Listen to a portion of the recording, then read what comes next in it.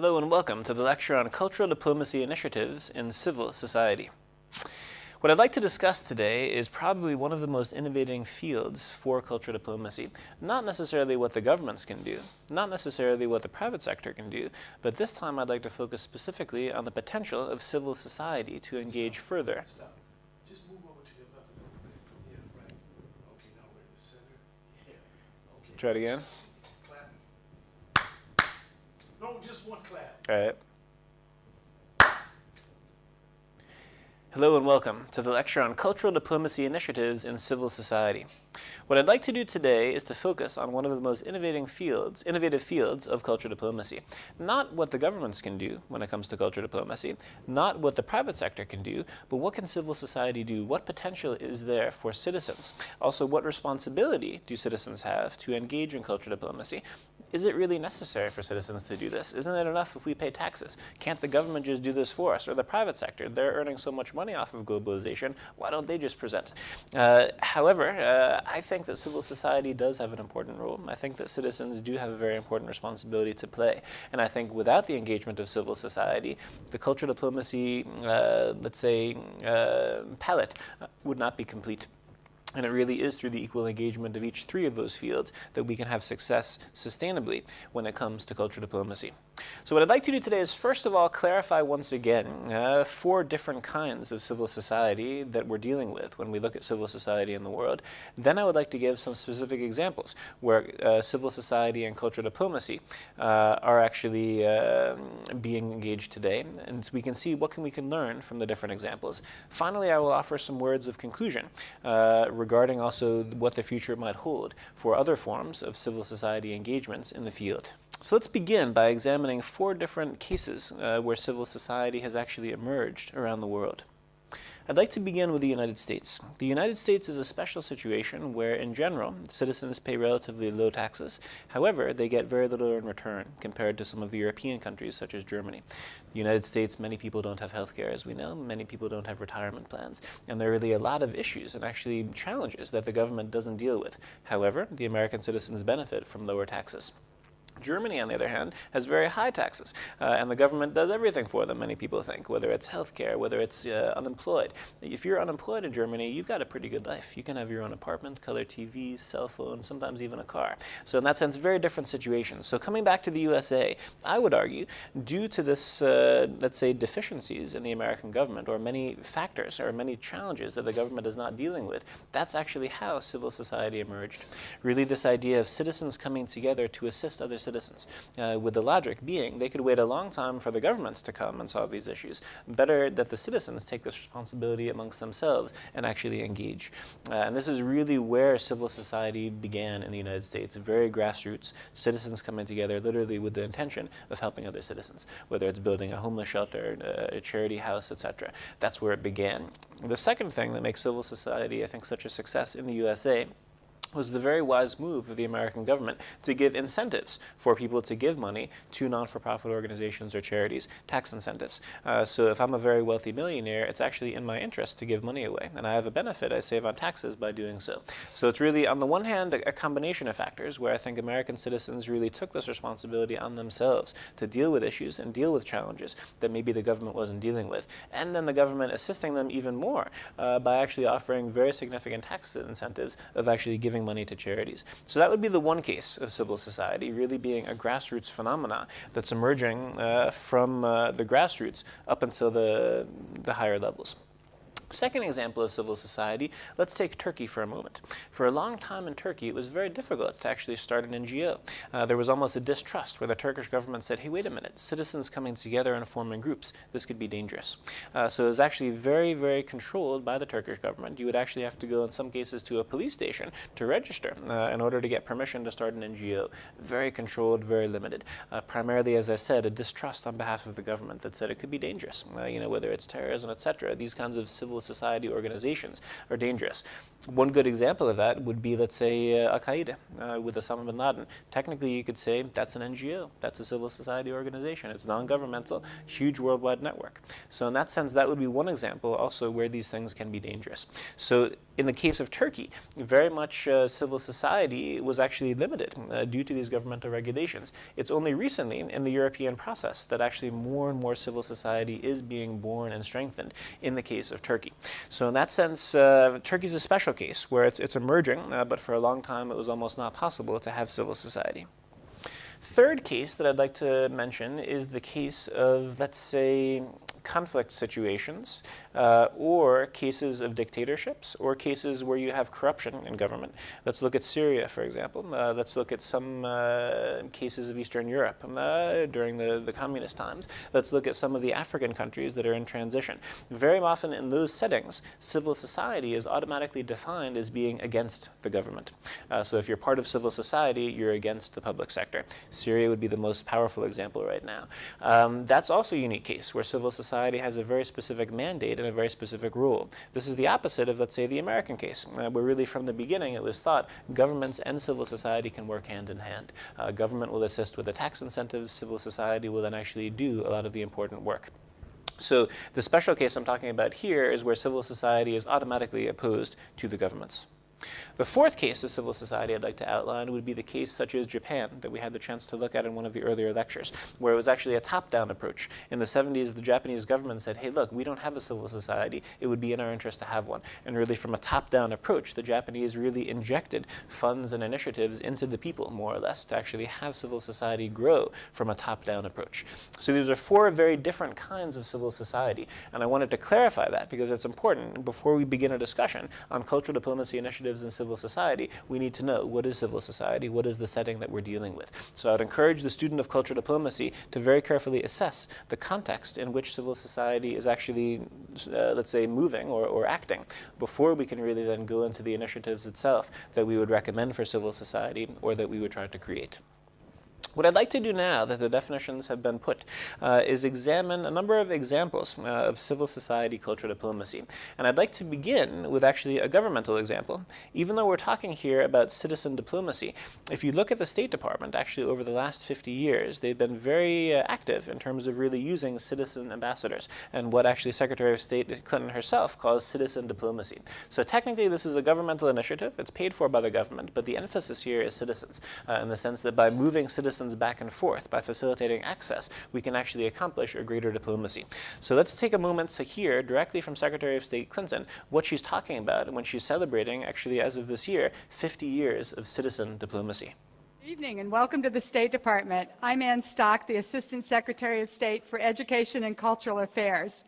Secretary Clinton, Sherry Mueller, citizen diplomats and international visitors gathered here in the Benjamin Franklin Room, and to our online audience joining us around the United States and across the world.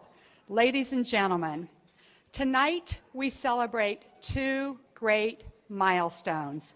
Listen to this. The 70th anniversary of the State Department's International Visitors Program and the 50th anniversary of the National Council of International Visitors.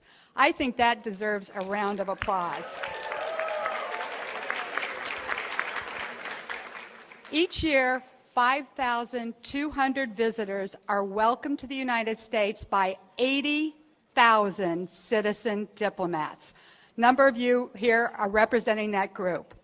Congratulations and thank you for building these people-to-people connections worldwide that help foster greater mutual understanding across communities, cultures, and countries.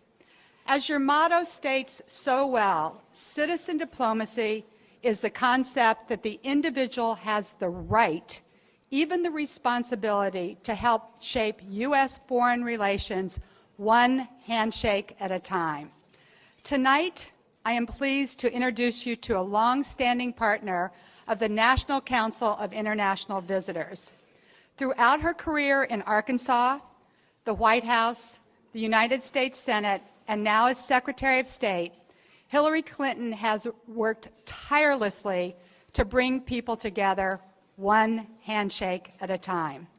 She has refused to accept distinctions which might deny humanity or dignity to any one person. She continues to stand up for the rights of the most vulnerable people in the world, especially women and children. She partners with leaders from every hemisphere and continent to provide solutions that challenge all of us. And she represents America, its values, its ideals, and its promise. Please join me in giving a warm welcome to our Secretary of State, Hillary Rodham Clinton.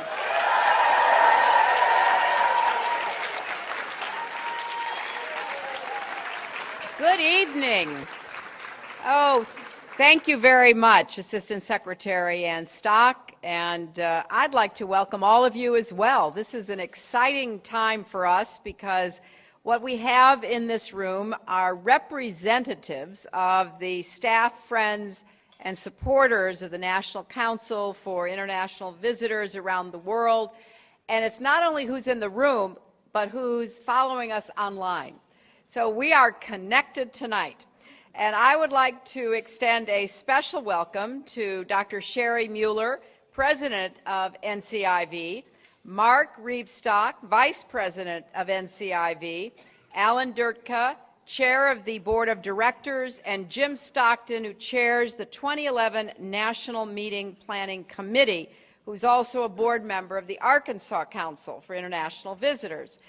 Now, as Ann said, we are celebrating two big milestones tonight. The 50th anniversary of the National Council, which now has more than 90 chapters connecting leaders from around the world with their American counterparts, and the 70th year of the International Visitor Leadership Program, the State Department's premier professional exchange program, through which 80,000 American hosts, or we like to call you citizen diplomats, have cultivated relationships. And every year, 200 international visitors, either individually or in a group, come to the United States for programs designed to reflect their professional interests, from business entrepreneurs, aspiring politicians, civil servants, human rights activists, teachers, and so much more. And you know so well that our visitors are able to learn about American government at the national, state, and local levels. They visit very representative American institutions, from the Library of Congress to Walmart. And while our visitors are experiencing America firsthand, Americans learn about their countries. Now, this is all part of our larger effort to broaden the reach of our diplomacy.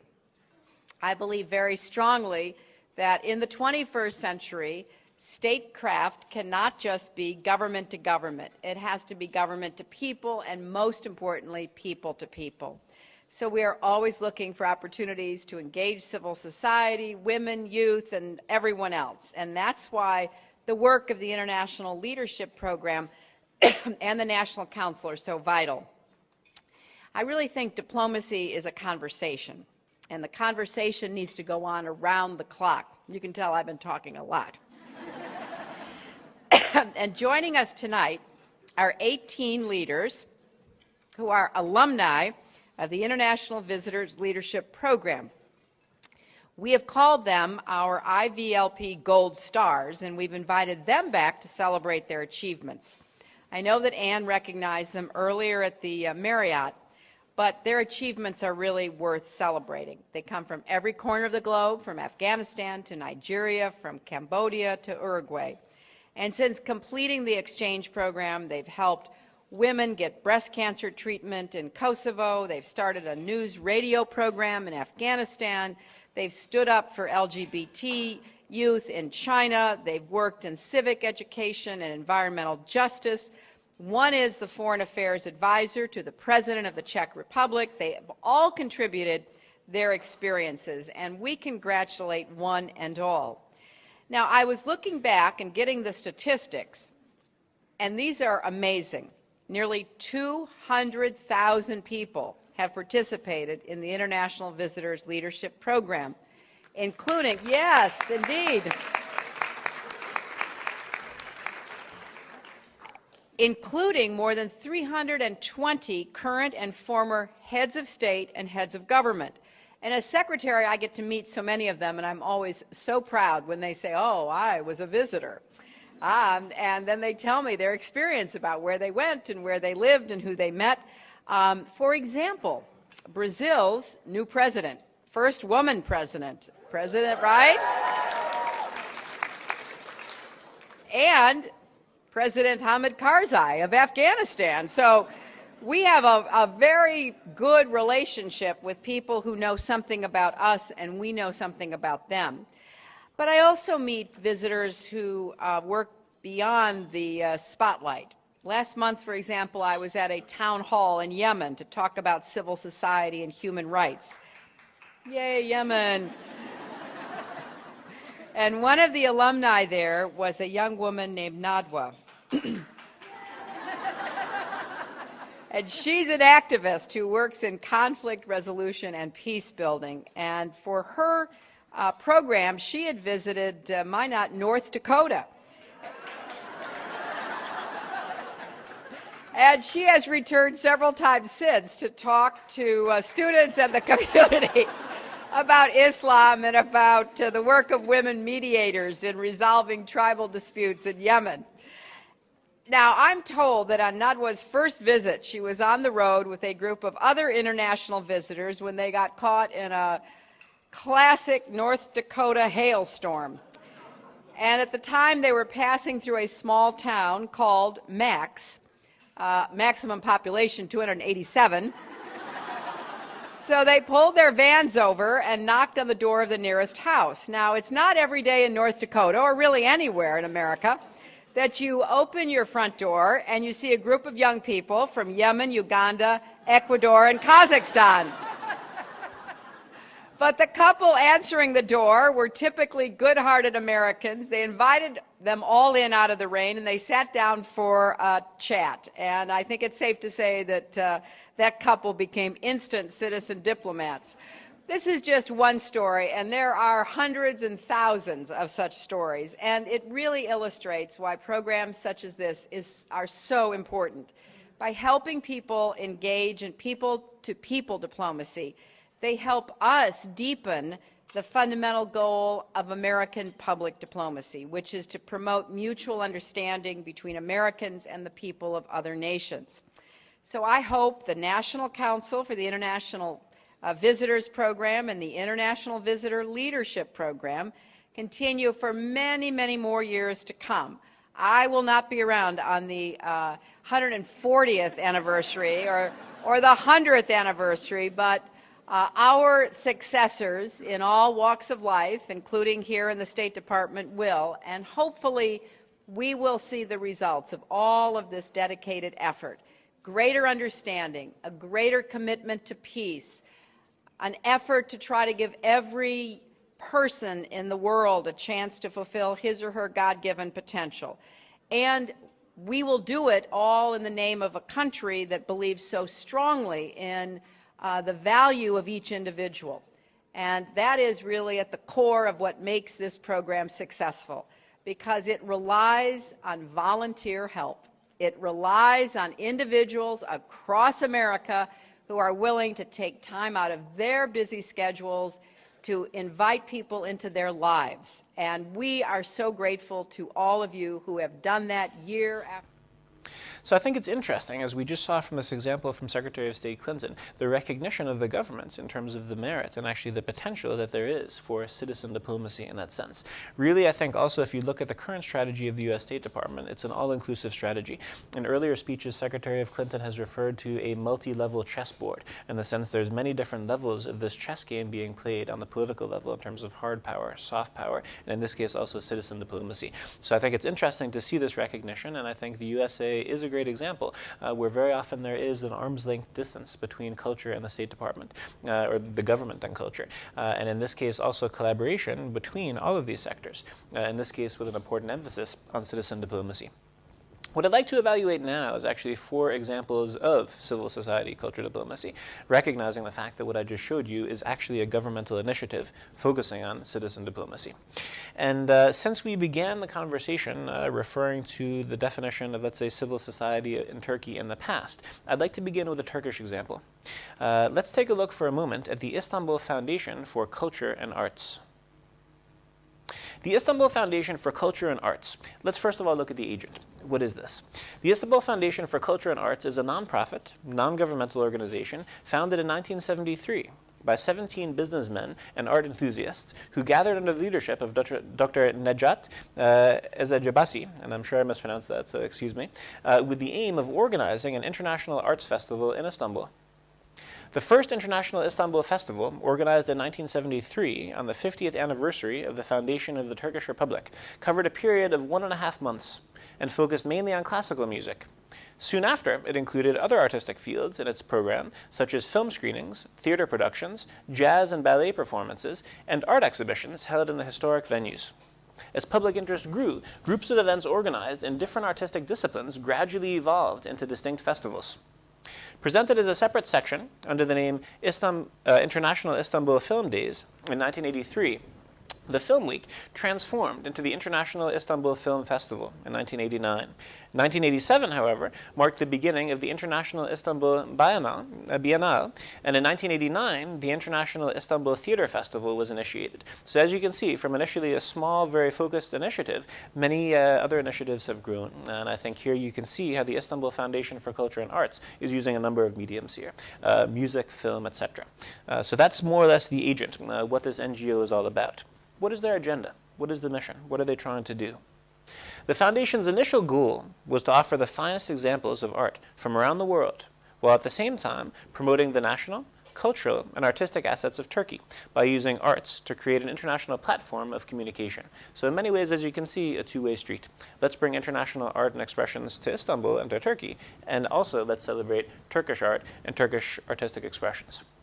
The general objectives of the Foundation are to make Istanbul one of the world's foremost capitals of culture and the arts, to create continuous interaction between national and universal values and traditional and contemporary values via culture and the arts, and to contribute actively to the developments of cultural policies.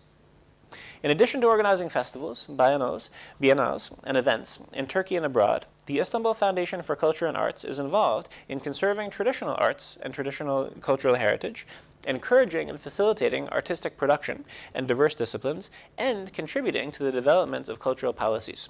So it's actually fascinating. On the one hand, part of their work is preserving and actually celebrating the past and the artistic traditions. Part of their work is trying to foster and encourage innovation and creativity for the dynamic nature of culture, which is constantly evolving. And part of it also developing cultural policies in the sense, how do we want to actually deal with these cultures at a national level or an international level? So actually a threefold goal. What kinds of vehicles can we see? We already learned a number of them, but you could summarize by saying cultural exchange is a very important part of their work. So bringing culture to Turkey, also exporting Turkish culture abroad, film viewings, theater, music, as well as cultural preservation. So it's an interesting mix of actually a number of different ways of embracing and celebrating cultural traditions, as well as fostering the development of culture in the future. Let's take a look at one specific example, just to get a clear idea of what the Istanbul Foundation for Culture and the Arts is all about. In collaboration with the U.S. Consulate General in Istanbul, the Istanbul Foundation for Culture and Arts, and the Canyon Istanbul presented one of Washington, D.C.'s finest African-American jazz singers, Sharon Clark Quintet, and the famous Turkish jazz artist Melis Sokum as part of the 9th edition of the Jazzy Weather series. In the, quote, tribute to the legendary Women of Jazz concert, the Sharon Clark Quintet performed the classics of jazz legends Billie Holiday, Ella Fitzgerald, Sarah Vaughan, Carmen McRae, and Nina Simone. Let's experience for a moment some of the work of the Istanbul Foundation for Culture and Arts.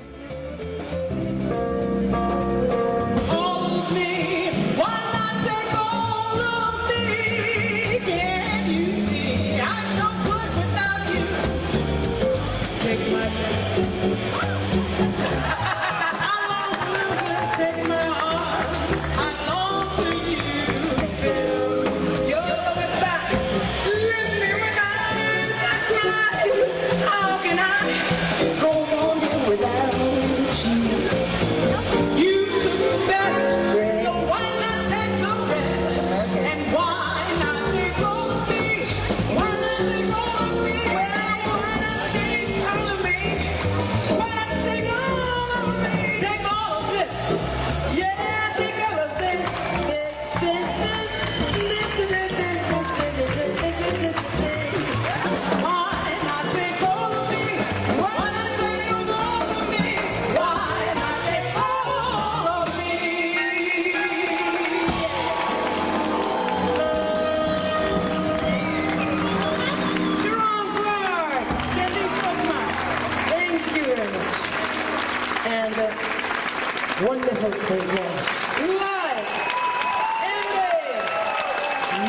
you and step our profesörü. Çok teşekkür ediyoruz. Tekrar Amerikan Büyükelçiliğine başta olmak istiyorum. İKSV ve Kanyon'a çok teşekkür ediyoruz. We thank all for the embassy, consulate, American of course. İKSV ve and of course the wonderful Canyon here. Bizi çok güzel ağırladınız. Sizler var olduğunuz için biz de var oluyoruz. Çok teşekkür ederim. So the target audience, as you can see, is fairly broad. The world's Turkish population in general, for a broader understanding of cultures across the world. So they really see one of their primary mandates, let's bring international culture to Istanbul to really allow Turkish, or let's say those who are living in Istanbul and Turkey, to really benefit, to open their minds, to stretch their imagination. So it's a very broad target audience. Most of their events are outdoors, free of charge, open to the public. And I think it's a fascinating way of really facilitating access to international culture for Istanbul and also the broader community. So that was the first example that I wanted to show you. Let's go to Africa. I gave you a few insights into the situation of some African countries when we talk about civil society. We really do need to recognize, however, the diversity of Africa. As we know, the political map has very little to do with the cultural map, and it's hard sometimes to even talk about national identities when you have so many different diverse cultures within national identities. But let's take a specific example, and I think it's always easier to look at the specifics. International Center for African Culture and Arts. The International Center for African Culture and Arts is a non-governmental cultural and development organization registered in Ghana. It is committed to research, education, promotion, and preservation of African culture and arts in Africa and throughout the world. They are committed to how culture affects developments and impacts the lives of the communities that practice it. The ICACA was founded out of a desire to research, document, preserve, and promote African culture and the arts globally from an African perspective. As Harold Akayampong, the founder, says, to tell our own stories, challenge all the stereotypes about our great continent, and educate the world about Africa. And this really, for me, is in essence what culture diplomacy is all about. To try to break stereotypes, to try to correct misinformation, to try to supplement partial information. And as we know with Africa in particular, there are so many stereotypes and there's so much misunderstanding. How many people in the world really understand Africa? How many people in the world have been to Africa? How many stereotypes and how much discrimination has continued, actually, and continues today around the world? So I think Africa is a very special case where there have been so many others telling the story of Africa for so long. I think what this organization is about is Africans telling the stories of Africa. And I think the key thing there, note I'm using the plural, stories. There is not one African story. There is not even one Ghana story or one Nigerian story, but really the stories of each of those individuals. And I think that's a fascinating element of what this organization is all about. Let's now look at the agenda. What is their mission? What is their goal? The ICACA is a nonprofit organization dedicated to helping people understand and appreciate the positive traditions and local culture of everyday life, present and past in Africa, the African diaspora, as well as throughout the world. To do so, ICACA seeks to research and preserve a record of diverse groups, customs, and traditions, to recognize and empower traditional arts and artists, to identify and promote communal identity, and to provide opportunities for people of all ages to learn about folklore and local culture of Africans and wherever they are found. A number of key points here with this mission. First of all, they're talking about Africa and the African diaspora. As you may know, the African diaspora is actually bigger in population in terms of numbers than the population of the African continent. The African diaspora also, socioeconomically, on average, is in a better situation than the average African citizen living in Africa, meaning there's a huge potential to really work with the diaspora. So this is one example, the International Center for African Culture and Arts. There are many other examples, but just to underline, I think that's really a fascinating potential as well. Work with the diaspora. Partner with the diaspora, and I think it's even easier. Obviously, there are many resources from the diaspora that can assist, but it all did begin in Africa. So I think that connection really between the two can be very interesting. The vehicle. What are some of the activities of the International Center for African Culture and Arts? They work through the arts through education, demonstration, and training, community development, and actually investing in local communities so that they can produce art and also promote art, documentation, community history projects, publications and recordings, archives, and radio productions. It's really a wide range of different activities, not only, let's say, promoting African art, also investing in African art and culture, and then the third goal, of course, bringing that abroad any way possible. The target audience of the center, I would say on the one hand, is obviously Africa. So as it says here, the center aims at helping Africans from the world over understand the importance of their heritage, African diaspora, and current situations. The organization dedicates itself to make people aware of and appreciate positive cultural traditions. And I think this is just as needed actually within the African communities as it is outside of the African communities. How many of us really even understand what is our identity? In the sense, does our passport really summarize who we are? Do we know much about our tradition? Do we know what the culture was of our parents or of our grandparents or our great-grandparents? So I think really that's an important step for citizens not only in Africa but around the world. So really this idea of self-awareness. Who are we? What is my identity? And what is it that matters to me? And then the second goal, also of the International Center for African Culture and Arts, is how do we then express that to the world? Keeping in mind that there is a lot of misinformation out there. There is many cases of lack of information. Sometimes when they're presenting their work abroad, they realize there's an audience who knows very little about Africa. Sometimes they find it's an audience that knows a lot about Africa. And sometimes they find it's a group of individuals that have really mixed knowledge, some correct, some not correct. So I think that's the benefit of these kinds of exchanges and this kinds of promotion and also preservation of traditional art and culture. Fascinating example of how civil society in Africa is engaging in the form of cultural diplomacy. The next example I'd like to give you is a center in the United States dedicated to citizen diplomacy. And I encourage you to actually learn more about this also by going to their webpage, because it's one of the few centers in the world focused on exactly this, citizen diplomacy.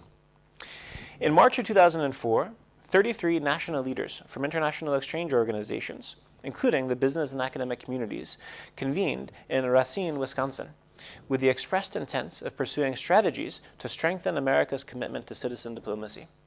From that meeting emerged the national campaign of state and local summits on citizen diplomacy, culminating in the National Summit in Washington, D.C., July of 2006. The Coalition for Citizen Diplomacy, representing more than 120 U.S. organizations, was formed to implement this campaign. This movement underscored the importance of positive and sustainable engagements of Americans in a host of international exchange and educational initiatives through innovative public and private partnerships. The U.S. Center for Citizen Diplomacy is truly an organization dedicated, first of all, to research and analysis, figuring out what potential is there for citizen diplomacy, and secondly, to actually do and promote further citizen diplomacy. The agenda. Charged with a significant goal of doubling the number of U.S. citizens actively involved in citizen diplomacy, the United States Center on Citizen Diplomacy takes a lead role in gathering and disseminating information that will help citizens find the program which suits them best. Thousands of programs exist throughout the United States, including government-sponsored organizations, such as we saw earlier from Secretary of State Clinton, nonprofit groups, such as the Institute for Cultural Diplomacy, faith-based groups, as we'll see in the next example, business travelers, private individuals, and educational exchange. And I think what I really admire about the initiative of the U.S. Center on Citizen Diplomacy is the fact that they're recognizing a need. The United States in general, very few Americans actually do have the chance to travel abroad. Recent statistics I heard is between 20 and 30% of Americans have passports, meaning there's a tremendous need. So here they say their goal is to double the number of U.S. citizens actively involved in citizen diplomacy. I think you could easily triple it or quadruple it. So there's a tremendous need. So this idea of, first of all, increasing the awareness of actually what the potential is for citizen diplomacy. Secondly, trying to double the amount of U.S. citizens involved is also a very noble goal, and I think should be supported any way possible. And this is something I think that's important not only for the United States, but the rest of the world, but especially in the United States context, I think the work they're doing is very much needed. The vehicle, what do they do? They have an advisory council, and they serve in many ways in an advisory capacity, or that's at least the ultimate goal, that they can really establish a body of expertise in the field of citizen diplomacy and then actually advise governments, companies, or NGOs on how they can actually engage further in citizen diplomacy. Programs. Through their membership, national award ceremonies, special events, and forums. They do events and conferences throughout the year. Through education, through training. Through press releases and citizen diplomacy news informing the world about citizen diplomacy and about the potential that it has, and also through summits and initiatives that the organization does. So again, a wide array of different kinds of vehicles. Essentially, to summarize though, I'd say for the most part, research analysis, and again, this advisory component. I think most of their emphasis, as I understand it up until now, has really been trying to figure out this somewhat new field of citizen diplomacy.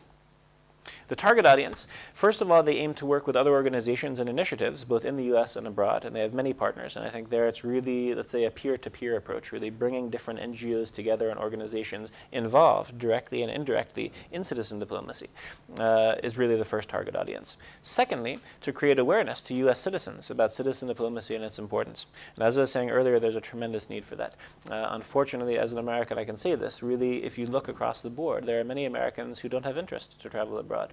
Many Americans who don't have access to travel abroad, and many Americans who don't realize the great potential that there can be in this kinds of citizen diplomacy. So I think this awareness campaign is also very important, and the target audience actually is all of the United States and the world. I think there's a tremendous need in the US. This is a US-based organization, but the work they're doing, I think, also can be very relevant to international countries actually around the world. The final example I'd like to give you is an interesting example of a faith-based organization that is dealing with also a great challenge, especially since September 11th in the American context. An organization called the American Islamic Forum for Democracy. The American Islamic Forum for Democracy's mission is to advocate for the preservation of the founding principles of the United States Constitution, liberty and freedom, through the separation of mosque and state, or religion and state, as they say in the US. The AIFD is the most prominent American Muslim organization directly confronting the ideologies of political Islam and openly countering the common belief that the Muslim faith is inextricably rooted with the concept of the Islamic State, Islamism. Founded by Dr. M. Zuhdi Yasser, AIFD looks to build the future of Islam through the concepts of liberty and freedom. The American Islamic Forum for Democracy's mission is derived from a love for America and the love for the faith of Islam. Dr. Yasser and the board of AIFD believe that Muslims can better practice Islam in an environment that protects the rights of individuals to practice their faith as they choose.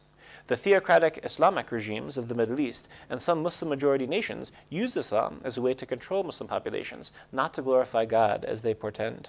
The purest practice of Islam, according to this organization, is one in which Muslims have complete freedom to accept or reject any of the tenets or laws of the faith, no different than we enjoy as Americans in the Constitutional Republic of the US. AIFD believes that the root cause of Islamic terrorism is the ideology of political Islam and a belief in the preference for and supremacy of the Islamic State. Terrorism is but a means to that end. Most Islamist terror is driven by the desire of Islamists to drive out the influence of the West, the ideas of liberty, out of the Muslim consciousness and Muslim-majority societies. The underlying philosophy of Islamism is what Western society should fear most.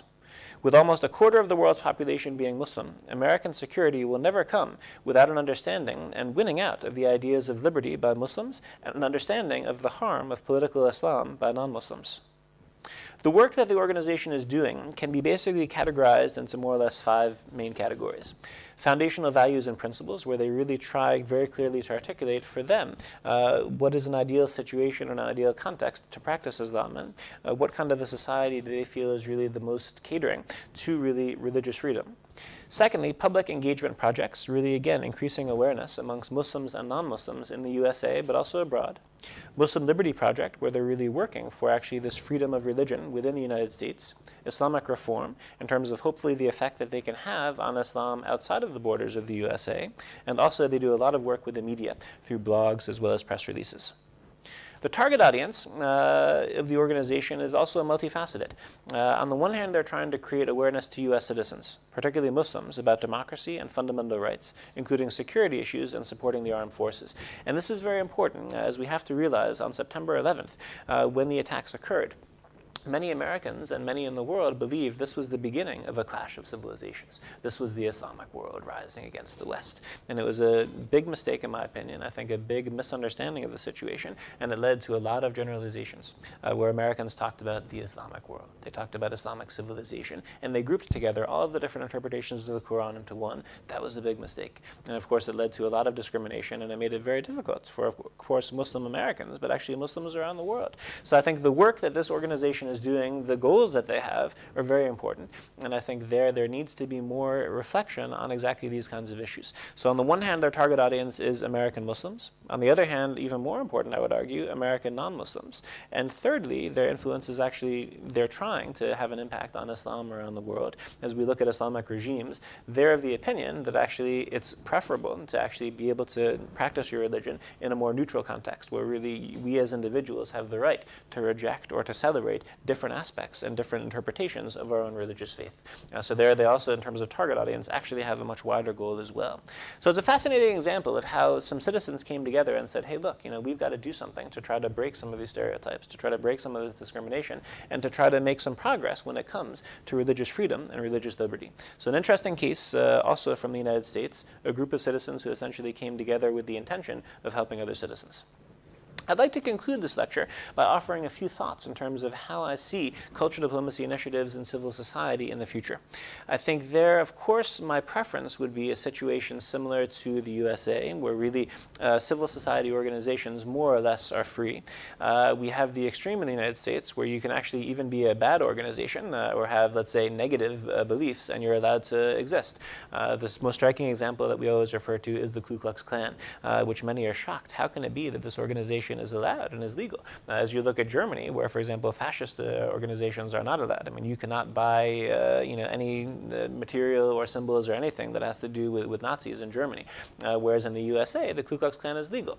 I think both situations are perhaps not ideal, but I think the idea of the United States, this freedom of expression, this freedom of religion, this freedom actually, even if it's the craziest of ideas, you're allowed to actually have those ideas and practice it as long as you're not harming someone else. And that's obviously a hard line to draw sometimes, because sometimes, of course, words and even protests or demonstrations can be very damaging. And so I think the story's not over in the USA.